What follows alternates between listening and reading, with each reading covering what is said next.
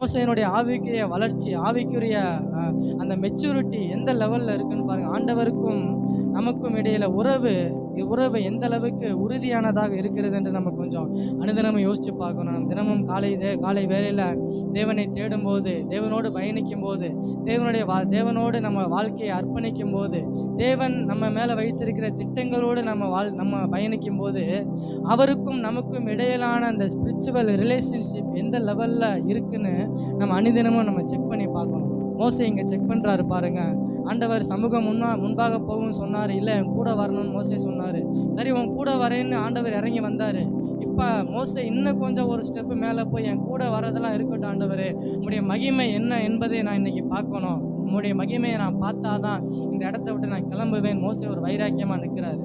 ஆண்டவர் யோசிச்சு பார்க்கிறார். ஆண்டவர் மோசேக்காக இறங்கி வந்துட்டார். ஆண்டவர் சொல்றாரு 20வது வசனத்துல, நீ என் முகத்தை காண மாட்டாய், ஒரு மனுஷனும் என்னை கண்டு உயிரோடு இருக்கக்கூடாது. என் முகத்தை உன்னால நேருக்கு நேரா பார்க்க முடியாதுப்பா, என்னை பார்த்த ஒருவராலும் உயிரோடு இருக்க முடியாது அப்படின்னு ஆண்டவர் சொல்றாரு. இருந்தாலும் மோசே ஆசைப்பட்டு கேட்டதுக்காக, மோசையினுடைய வைராக்கியத்திற்காக ஆண்டவர் இறங்கி வந்து ஒரு காரியத்தை பண்றாரு. மோசேக்காக ஒரு காரியத்தை பண்றாரு. என்ன காரியம் அப்படின்னு பார்த்தோம்னா, நான் முதல்ல சொன்ன மாதிரி 33வது அதிகாரம் 22வது வசனத்துல மோசேக்காக மட்டுமே ஸ்பெஷலா ஒரு விஷயத்தை ஆண்டவர் பண்றாரு.